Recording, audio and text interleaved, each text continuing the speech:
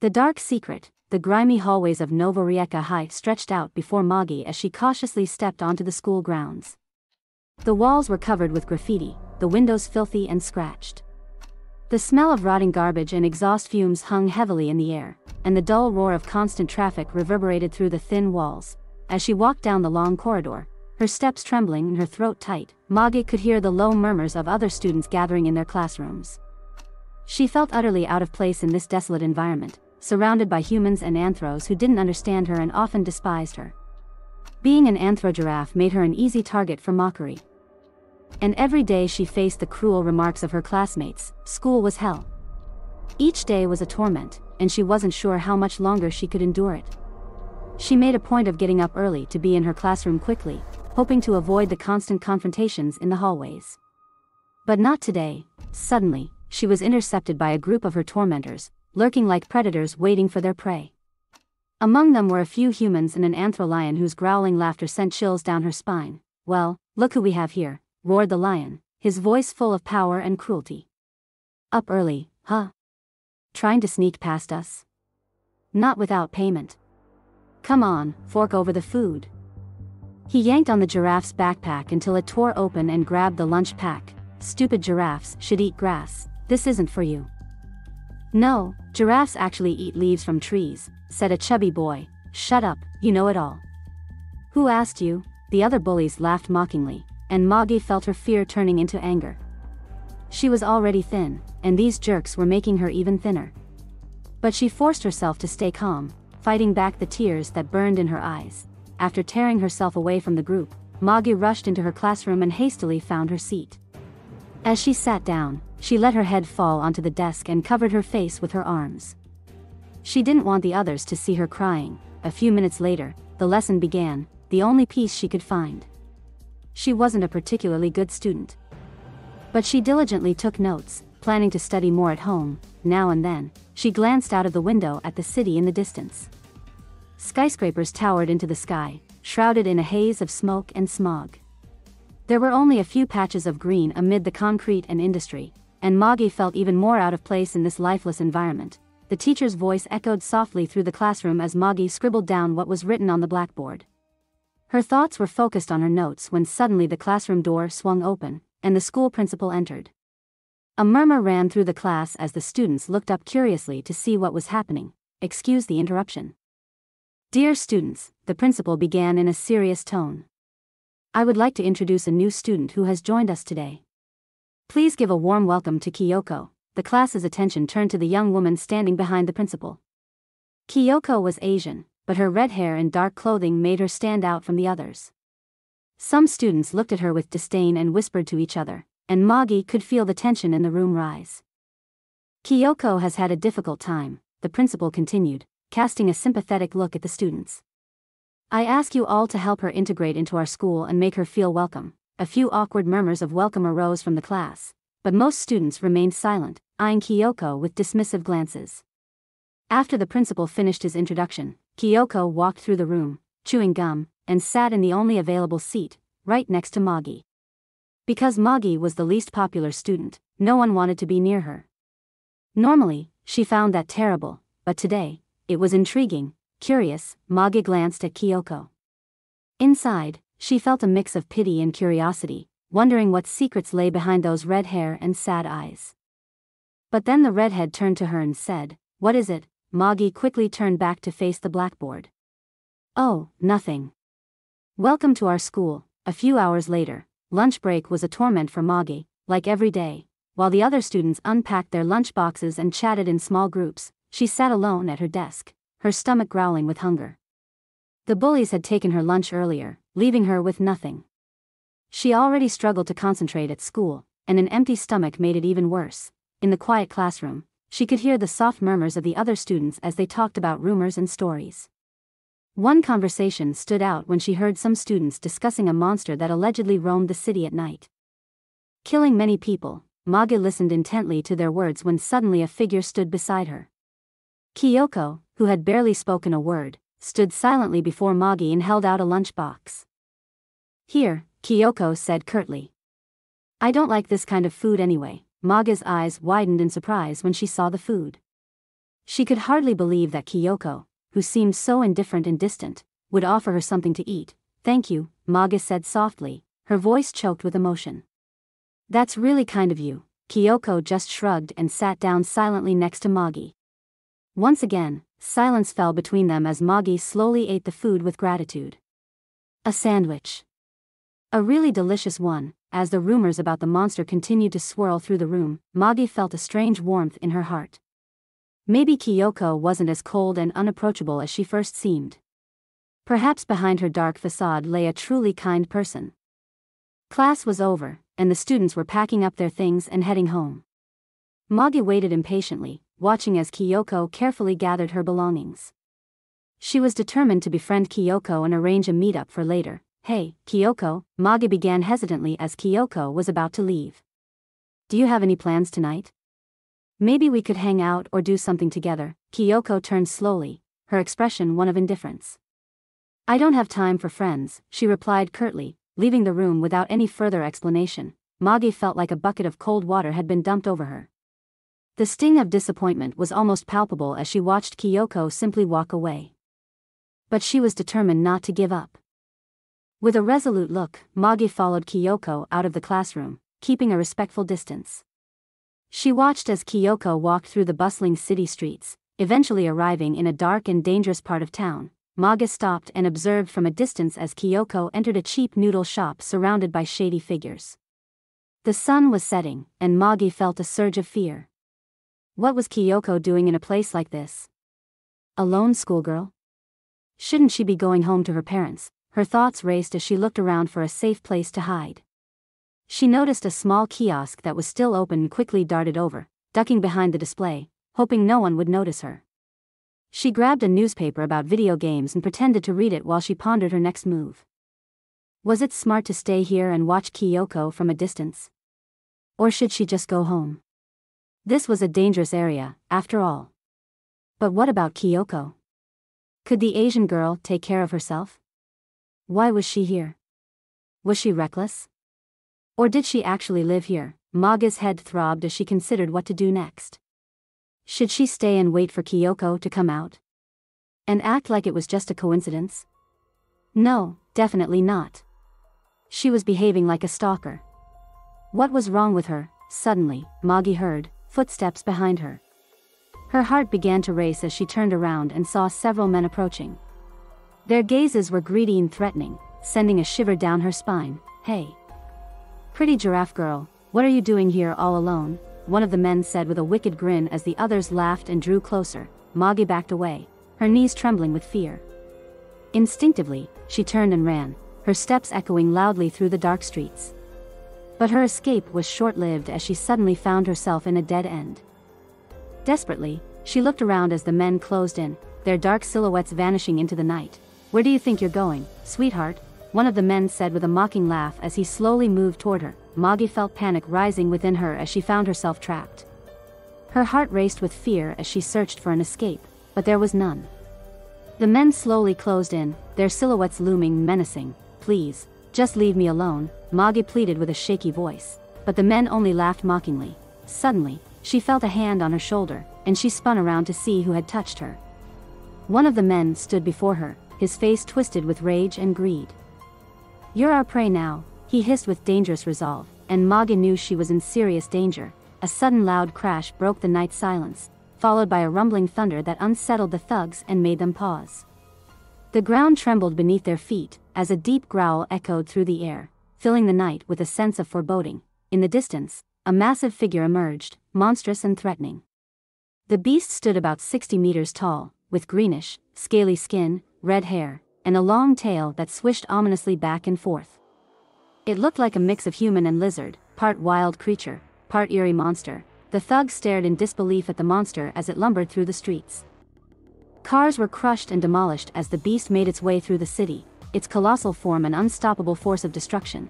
Some of the thugs fled, but not all could escape. Some were crushed by the falling debris, while others were grabbed and torn apart by the monster's rampaging claws. A scream of despair echoed through the night, followed by a sickening crunch as the monster devoured one of the thugs with a single bite. Moggy could only watch in terror, paralyzed by fear, as chaos erupted around her. The reality of her situation hit her with overwhelming intensity, and she knew she was in a deadly trap, surrounded by an unimaginable horror that she could barely comprehend. As the monster appeared and sent the remaining thugs into a panic, a spark of courage ignited in Moggy's heart. She knew she had to act now to save herself, and perhaps others too. With a determined look, she turned away and began to run, away from the looming form of the monster, but despite her own fear, Moggy thought of Kyoko. She couldn't just leave her behind, not now, when she was in such grave danger. Her heart pounded wildly as she set her sights on the noodle restaurant where she had last seen Kyoko, but when Moggy burst through the restaurant's door, Kyoko was nowhere to be found. Panic washed over her as she frantically searched the room, her eyes darting back and forth. "Kyoko," she cried out in desperation, but only the echo of her own voice filled the room. Her breathing quickened as she realized she was alone. The reality of her situation hit her with painful intensity, and she knew she had no time to lose.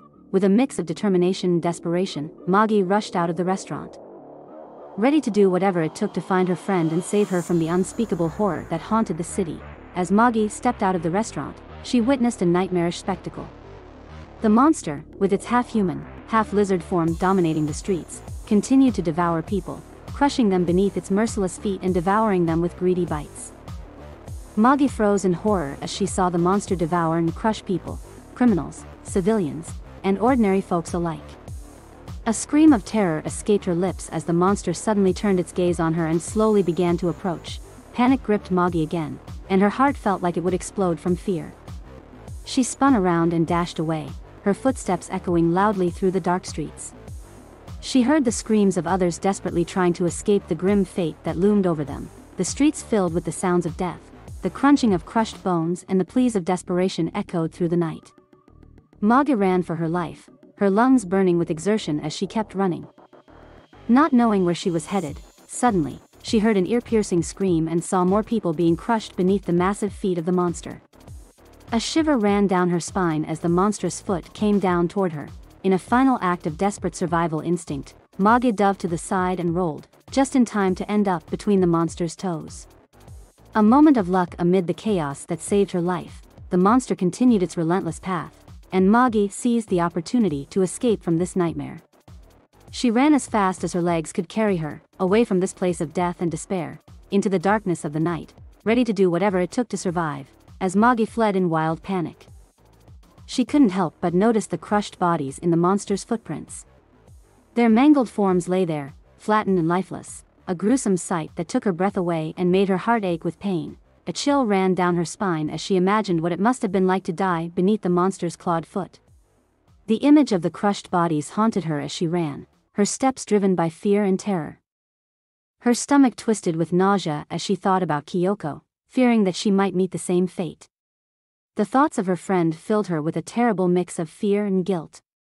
She couldn't forgive herself for not being able to save Kyoko, yet she knew she was too scared to stay and fight. Tears burned in her eyes as she kept running, her thoughts overwhelmed by grief and self-recrimination.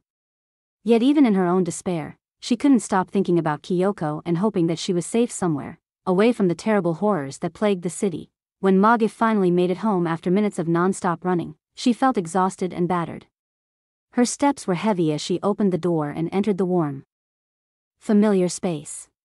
But despite the comforting surroundings, she felt an unbearable weight on her shoulders, one that she could hardly bear. She had narrowly escaped a monster.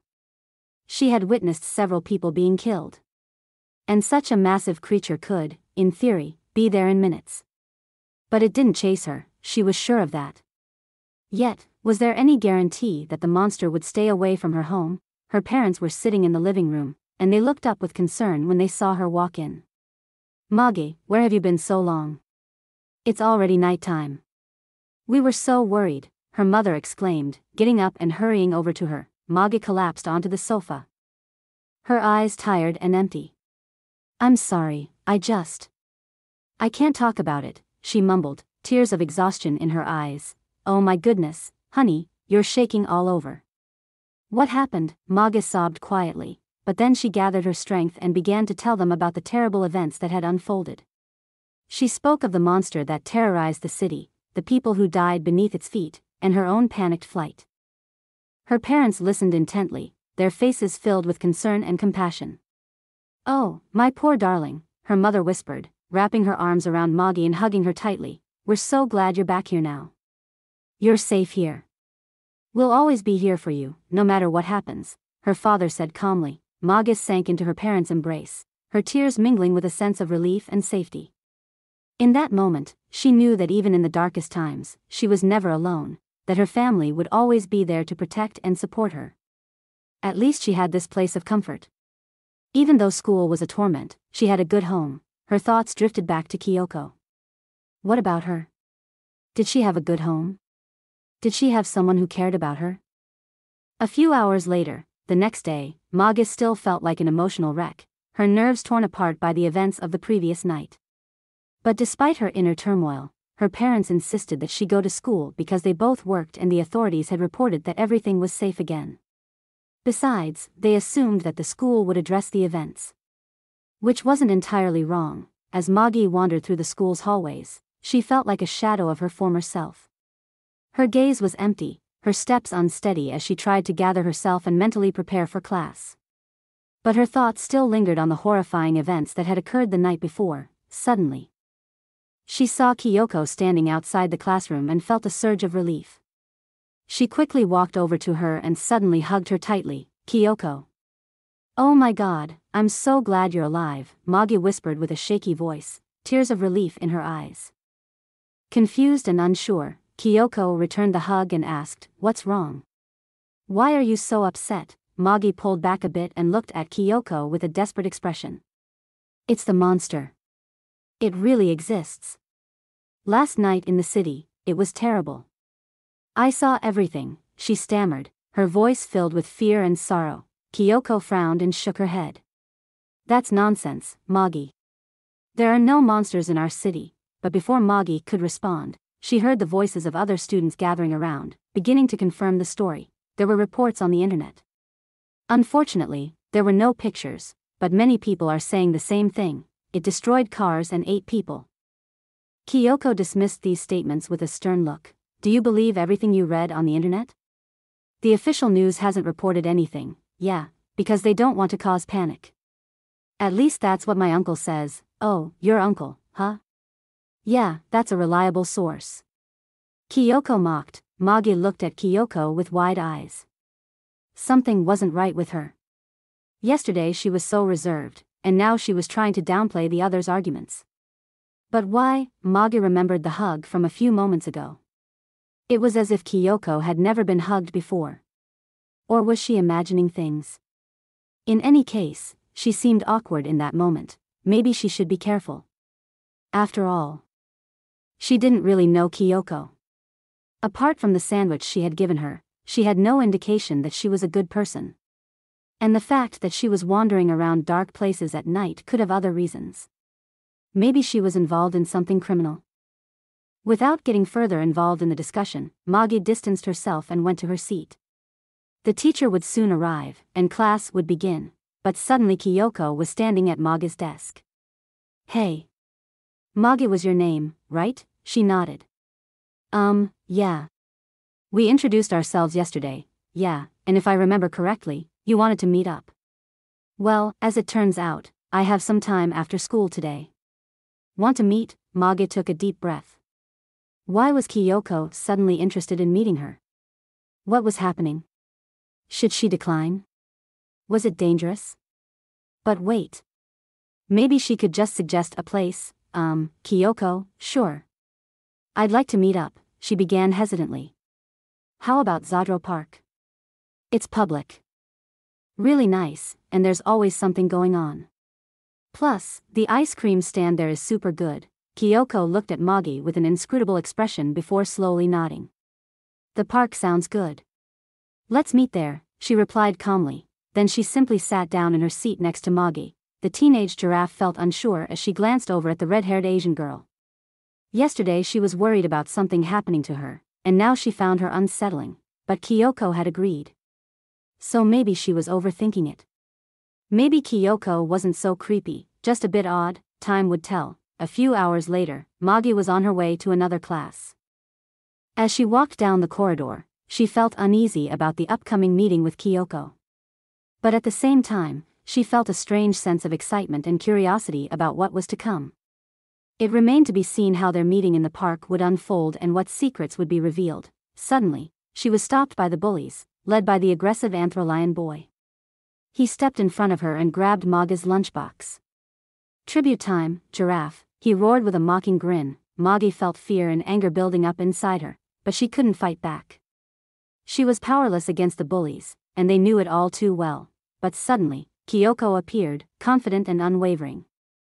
She stepped forward with a sense of authority, her presence seeming to thicken the air around her. "What do you think you're doing?" Kyoko asked with an icy coldness in her voice.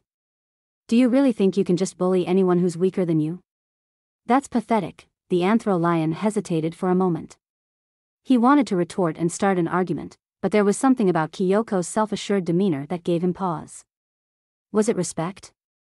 Or did she make him nervous? He finally relented and returned the lunchbox, though he let it drop to the ground on purpose, causing the food to spill and become contaminated. With a triumphant grin, the lion turned away and left with the other bullies.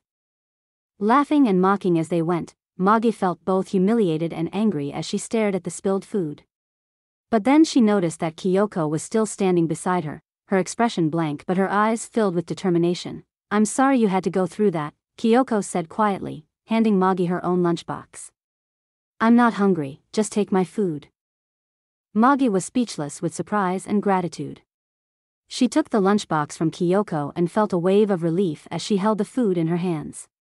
In that moment, she knew that Kyoko might be more than she seemed at first glance, and maybe she had found someone she could rely on. Perhaps things would turn around for the better. With the lunchbox in her hand, she watched Kyoko as she walked away. Why was she never hungry? She opened the lunchbox and saw another delicious sandwich, with cheese and lettuce. She almost felt guilty for accepting Kyoko's offer. Later in the afternoon, after school, Moggy sat by the riverside in the park, waiting for Kyoko. The sun was already beginning to set, and the warm evening breeze blew through the trees and across the water. Moggy watched the current and the boats passing by. It was a peaceful spot that helped her relax from the day's tension. She was a little nervous, not knowing what to expect from Kyoko. The events at school had been confusing, and the uncertain encounters with the bullies had left her drained. Still, she was glad that Kyoko had stood up for her that morning. Suddenly, she heard footsteps behind her, and when she turned around, she saw Kyoko walking toward her.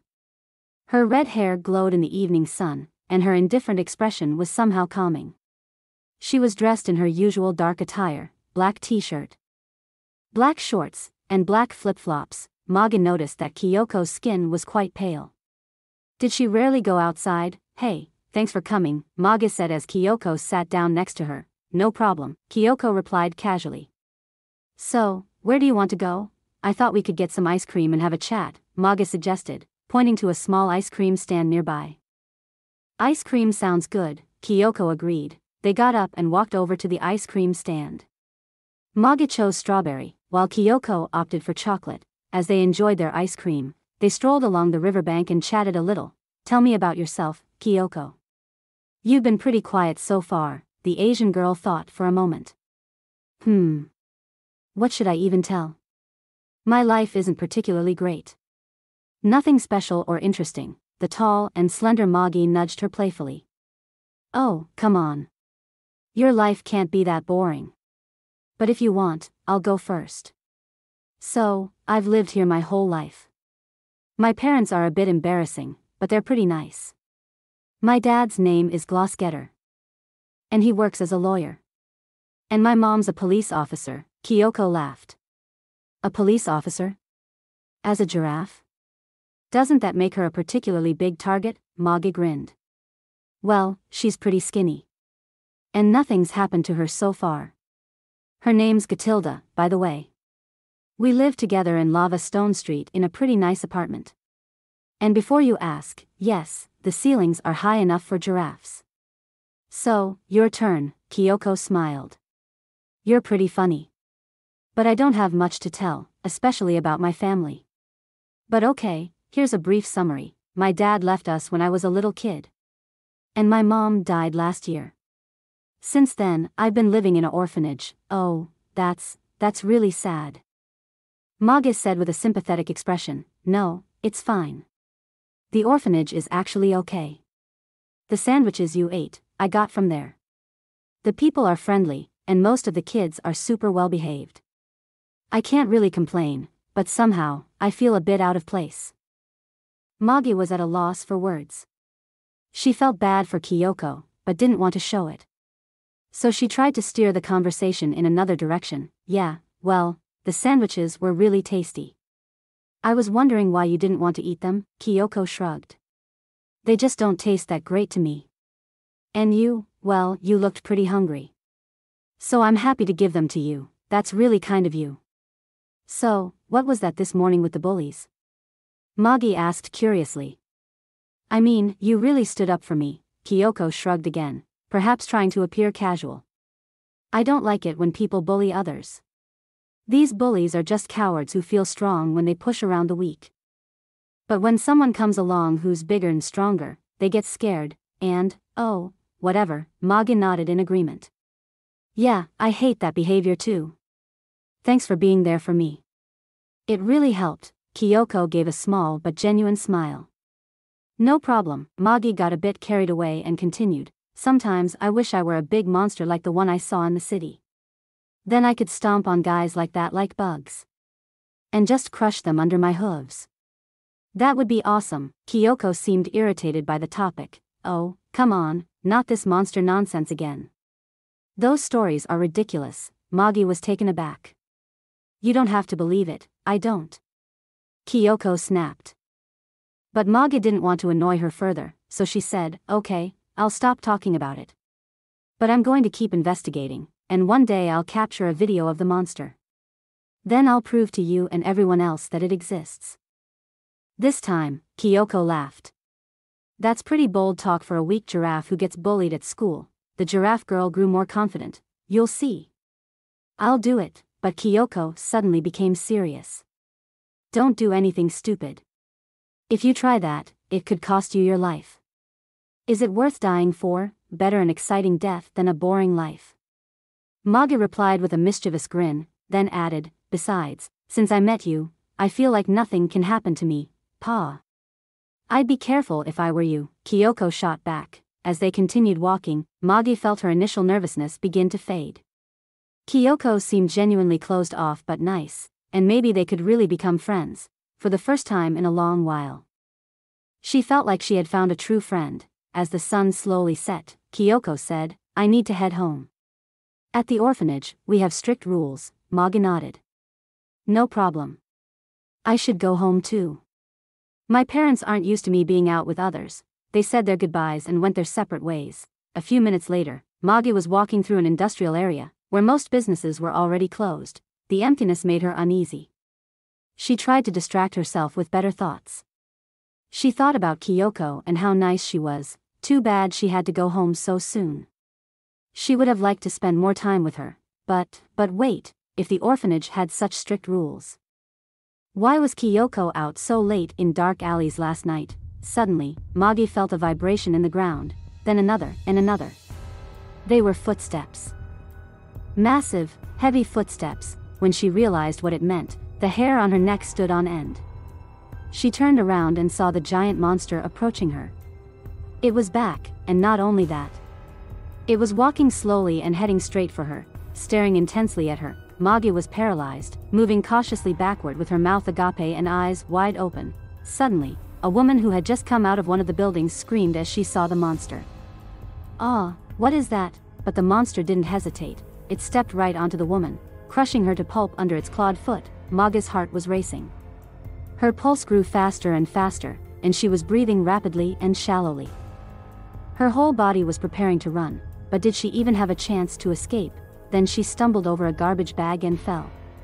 Trembling, she lay on the ground, looking up at the approaching monster. Only then did she realize that the monster walked on two legs like a human and was actually wearing clothes. It had red hair and greenish, scaly skin. Please, please don't hurt me.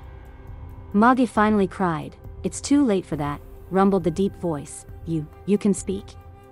Wait, your voice, the monster continued. You shouldn't have tried to uncover my secret.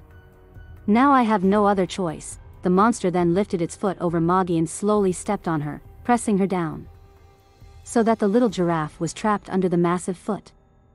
Moggy's heart raced in her chest as she was slowly squished beneath the soft sole. She was literally in mortal fear. But, somehow, she had become so used to fear from the bullies at school that it didn't feel much worse than those experiences, if that made any sense. It felt strange to be pinned under a giant foot. Somehow, this experience was at least something different. Something exciting. Phenomenal. An adventure she probably wouldn't survive, but she gathered her courage and said, "You. It's you. I don't know how this is possible. But it's you, Kyoko. Am I right? Stop talking to me, I'm trying to crush you," the monstrous girl replied. "No. Please. Kyoko, stop. I thought we were friends, we barely know each other. Besides, you've seen me kill many others. Just now, I crushed a woman. Didn't you see that? I'm a monster, but you protected me from the bullies, and I'm really grateful for that, please. I won't tell anyone your secret, it doesn't matter now, you're just an insect to me. I'm going to crush you." Tears welled up in Moggy's eyes.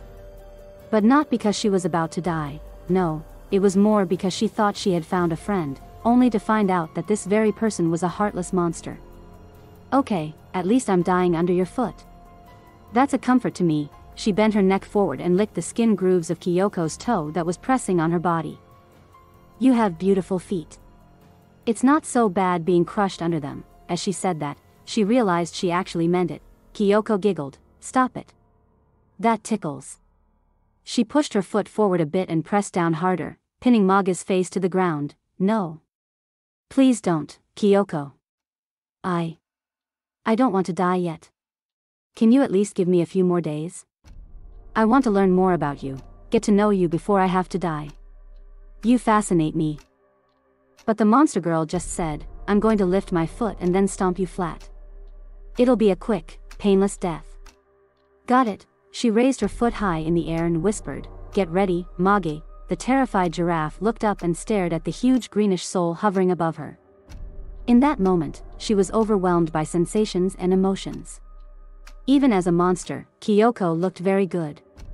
The sole of her foot seemed massive and threatening, yet it was beautifully shaped, and what about herself now? Was she really just an insect, destined to be crushed? Was this her fate? Her end? Then the foot came crashing down, and she screamed with all her might, "No!" Boom! The thunderous sound echoed for miles around. The end. At least end of part 1. We hope you enjoyed this story. For more, subscribe to our channel. And if you would like to support us, check out our Patreon page. Thank you.